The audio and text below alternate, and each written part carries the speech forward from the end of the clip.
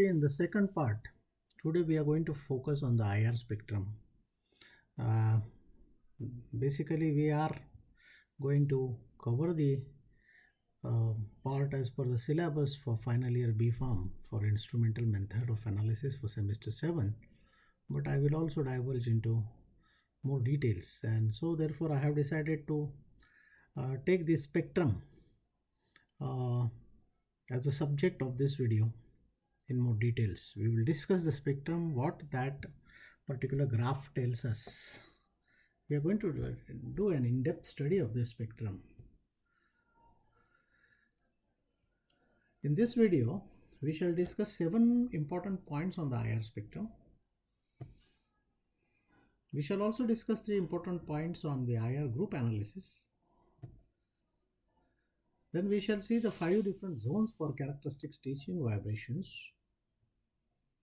And we shall also discuss the group frequencies. And therefore, with this, we should be able to do some interpretation of the IR spectrum. We shall finally discuss the fingerprint region, which is very, very important. So under the IR spectrum, what is a spectrum? It is a plot of photon energy versus photon quantity. Okay. So first is the x-axis, another is the y-axis. Quantity comes under y-axis and energy comes under x-axis. So a typical infrared spectrum, if we try to see, it looks like this. And this is the x-axis, which is a measure of the photon energy. And this is y-axis, which tells you how much photon quantity is absorbed.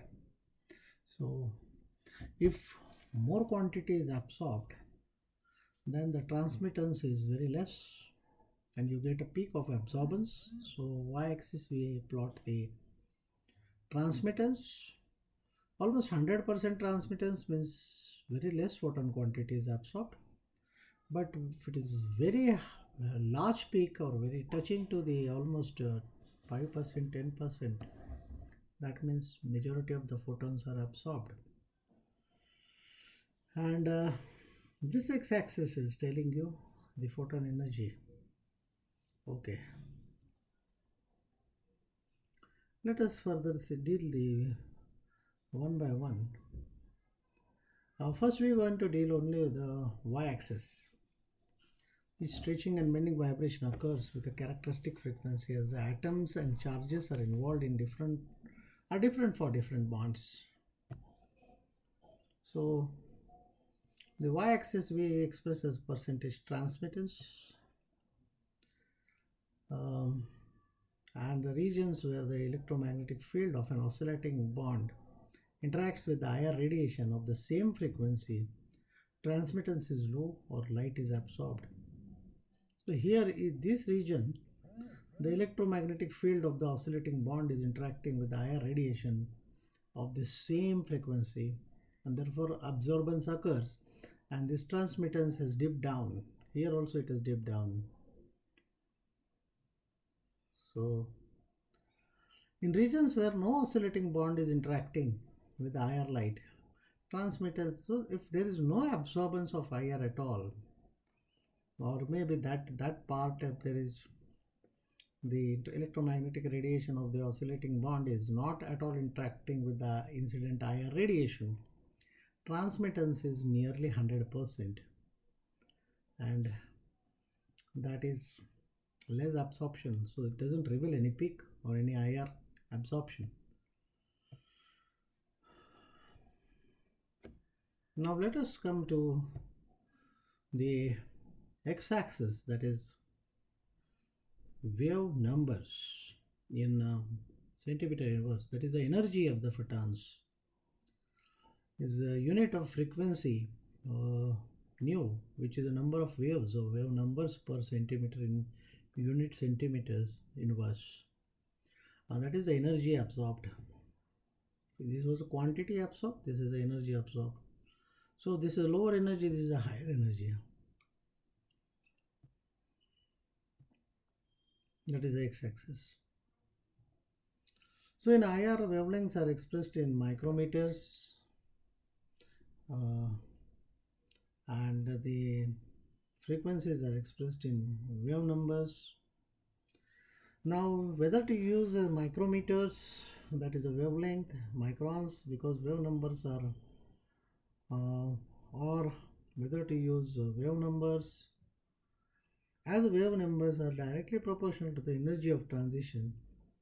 High frequency means high wave numbers, so they equate directly. Is easier to understand than the inverse proportionality, that is a shorter wavelength equates high energy, and therefore it's a common practice to express the x-axis as wave numbers rather than the micrometers. IR are observed for what is called IR spectra are observed for what is called the mid-infrared. For our purpose, for interpretation of functional groups or study of the functional groups in the molecule, we always look for the region 400 to 4000 centimeter inverse on the x-axis, and this is mid-infrared region. And let us say the fifth point, in general, lighter atom will allow the oscillation to be faster, like CH, higher energy, it will come at this side. And this is true for CH, NH, OH. Stronger bonds like triple bonds, double bonds, single bonds. Also, due to the force constant, go and recollect the Hooke's law. They will also have higher energy. So all your triple bonds or double bonds will come, particularly triple bonds will come in this area. Now, there is, as opposed to chromatography or other spectroscopic methods, the area of a higher band is not directly proportional to the concentration of the functional group producing the peak. So this is a purely qualitative approach. It doesn't talk about how much quantity, it only tells what is what. Which group is it? It's not like HPLC. The intensity of an IR band is affected by two primary factors, whether the vibration is one of the stretching or bending. If it is a stretching, it will be at a higher side.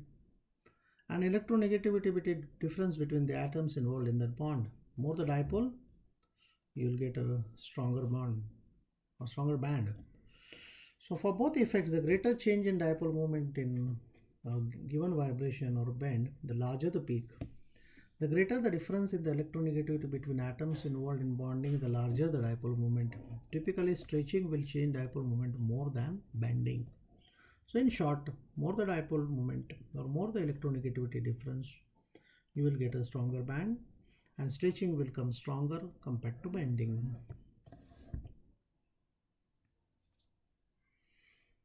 Now, detection of different bands. It is important to make note that peak intensities to show the effect of this factor. Strong peak is tall, transmittance is low. Okay, so a taller peak or stronger peak indicates low transmittance or more absorbance. Medium peak is mid height, and that shows medium absorbance. Weak peak is short, very high transmittance. That means there is what you can say low absorbance. Strong is high absorbance, medium is mid absorbance, weak is low absorbance. Broad, if the Gaussian distribution is abnormally broad, then you get, due to the secondary effects, broad peaks.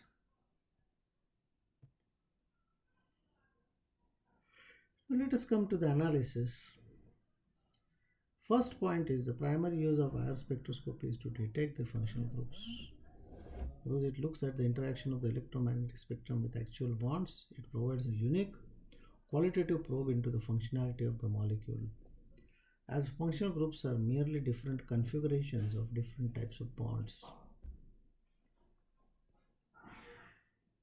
Since most types of bonds in covalent molecules have roughly the same energy, that is C double bond C and C double bond O, or CH and NH bond, they show up in similar regions of the IR spectrum.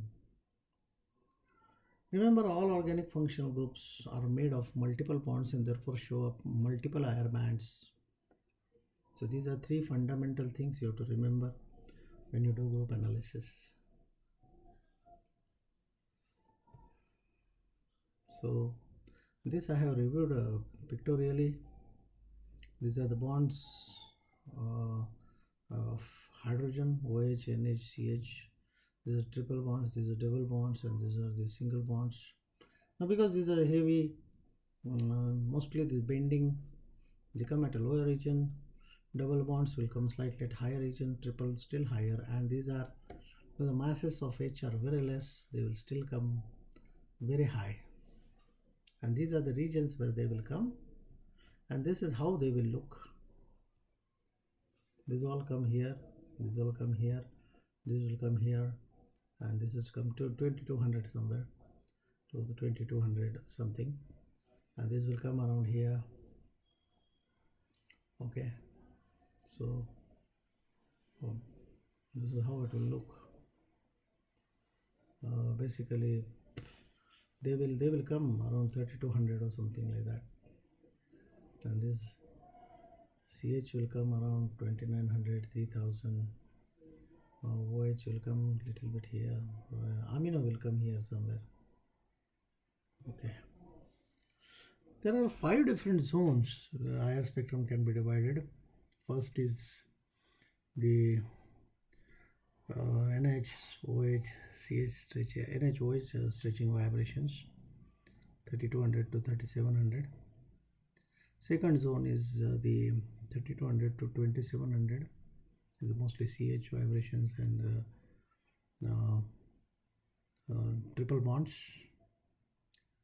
Then will come the double bonds, that is 22,000 to 2300. This is a very important zone, somewhere 1650 to 1850. Mostly the carbonyls will come here, and there is a fifth part, and these are weaker vibrations, and that is bending mostly, and this is the fingerprint region. So we can divide IR into different zones, 5 zones plus fingerprint region. Let us see these 5 zones.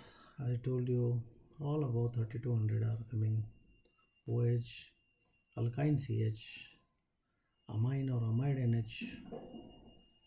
These will always come around these regions. Some are strong, some are often broad.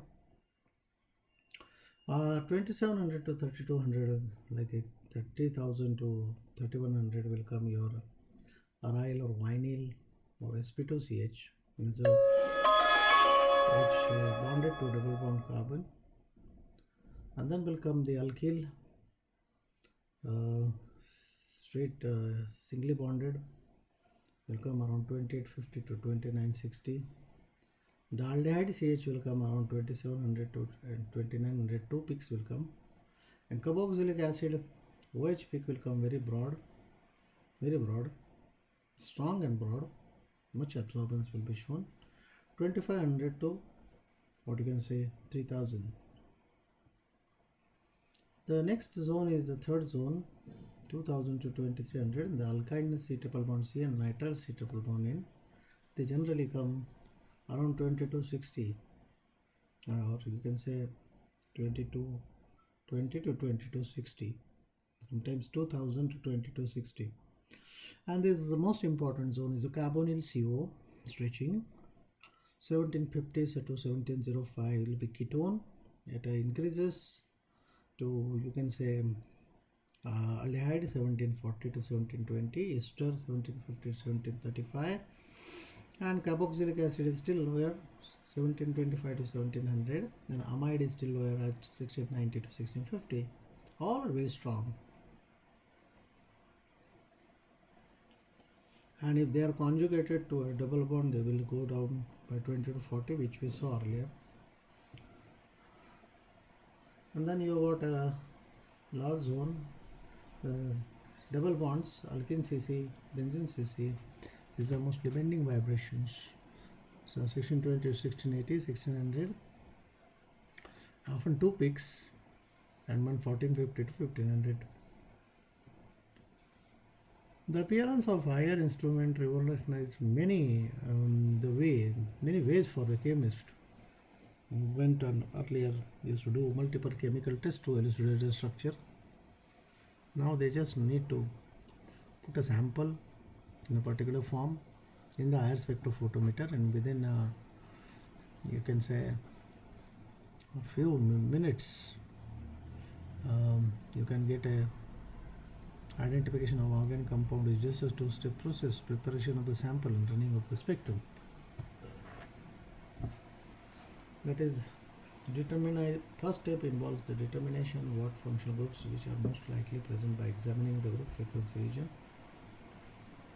Second step involves a detailed comparison of spectrum of the unknown with the spectra of pure compound that contain all the functional groups found in the first step.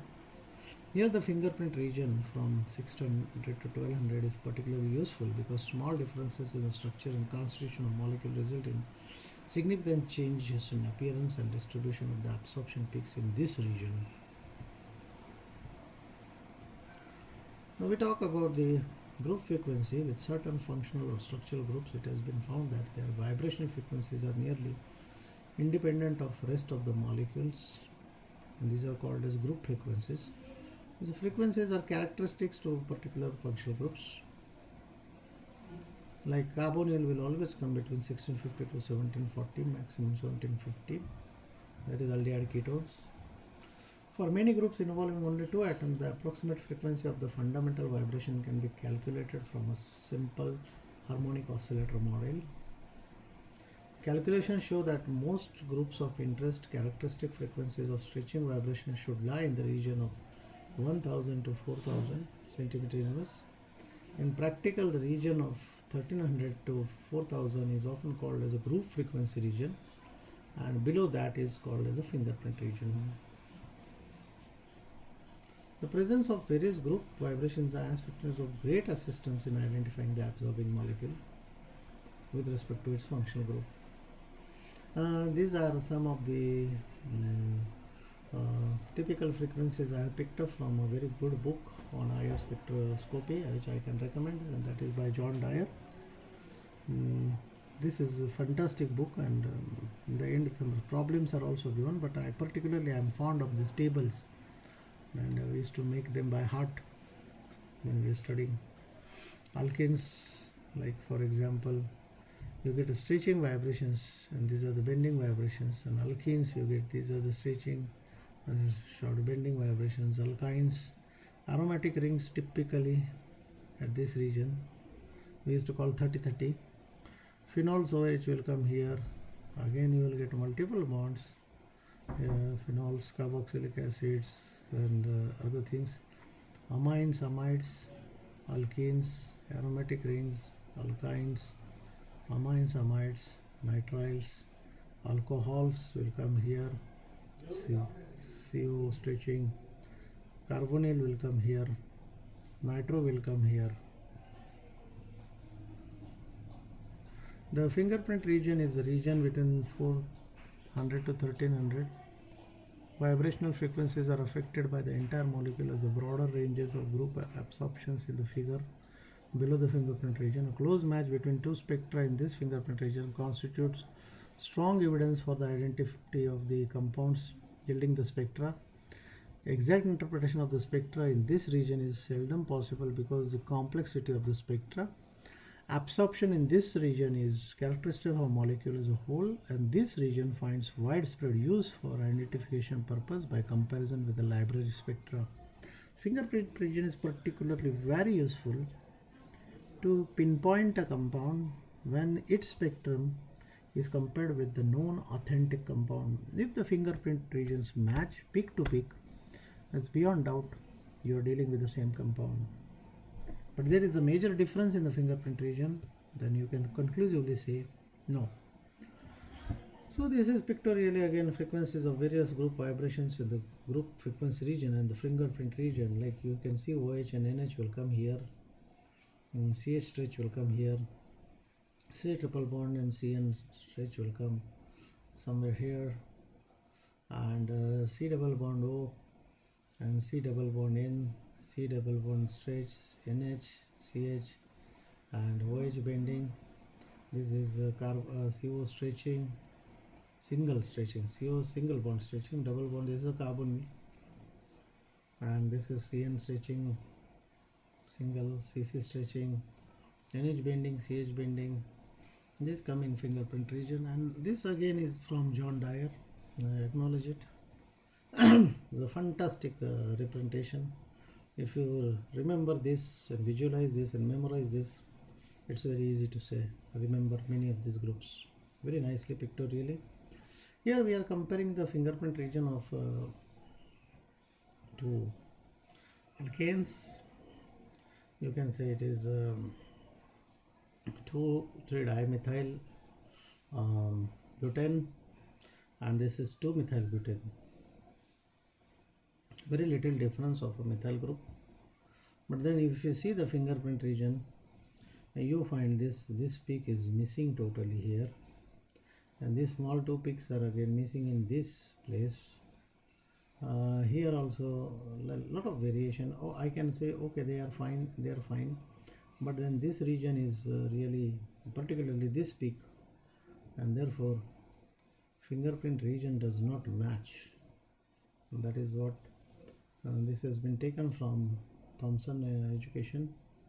This is also a fantastic example of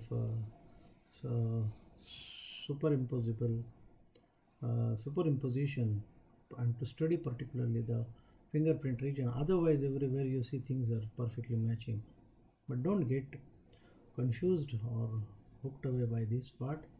See here if it doesn't, this is another comparative thing from the website of UCLA chemistry of University of California Academy and Oklahoma, and this is really again telling you that how fingerprint region is very, very important.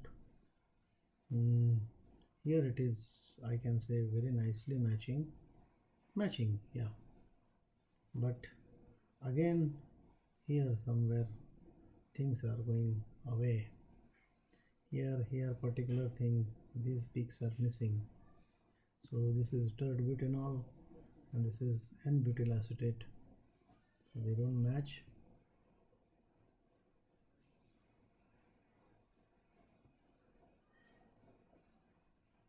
Now these are the details of carbonyl groups. You should remember CO stretching, cyclohexanone 1715, cyclopentanone 1745, cyclobutanone 1780, cyclopropanone, cyclohexanone. These are typical, like you with the that is cyclohexanone and cyclohexanone. See, there is a difference of a double bond. Ketones generally come at 1630 to 1820. Aldehydes come at carbonyl comes at 1630 to 1820, and CH comes at 2720. Acid comes at 1700 to 1725. OH comes, the carboxylic acid OH comes at 2500 to 3300. Ester comes slightly 1735 even up to 1750 it goes, and CO single goes to what you can say 1000 to 1100, and another peak comes at 1200 to 1250.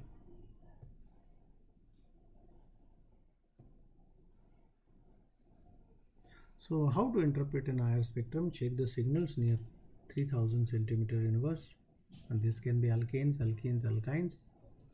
Check for signals near 3400, this will be OH, NH, NH2. Check signals near the 1700, this will be the carbonyl, aldehydes, ketones, esters, acids, amides. These are important. The principal goal should be identification of the functional groups. Because many functional groups give characteristic bonds both in position and band shape, the presence or absence of these bands in the IR are indicative of the presence or absence of these functional groups in the molecule. This is a very nice spectroscopic correlation. Like if you go from this is a stretching of the OH, this is a triple bond CH, that is a SP hybridized, this is the NH, and this black is doubly bonded CH, single bonded CH, and this is CHO. And these are all coming in this region. Okay, these are all coming in. This is coming from 3000 to 4000. This is from 2500 to 3000. So this is perfectly coming at 29 something. Now if you go to C triple bond N and C triple bond C, they are coming in the center, that is 2200 or 2250. You get this carbonyl. Carbonyl is much coming in the center, like 1750 or something like that, plus minus, and C double bond C. Now if you go for this 1000 to 500, from here somewhere fingerprint starts actually, you got this bending CH2, CH3, you got this stretching of singles CO, this single COs, you got the CNCC here at a lower thing, and you get the delta CH in the fingerprint region. So stretching and hydride again they have given 1830 to 1800 highest, then acid chloride, then ester. These are the exact thing you should remember. Aldehyde, ketone, acids, amides, conjugation lowers.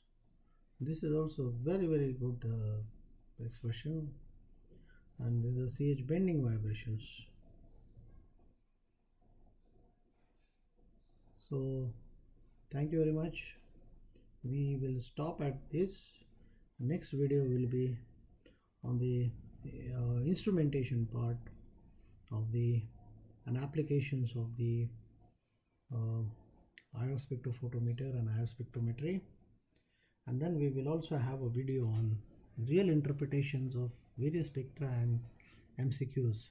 So thank you very much, and I'm extremely thanking you for being very patient and listening to this.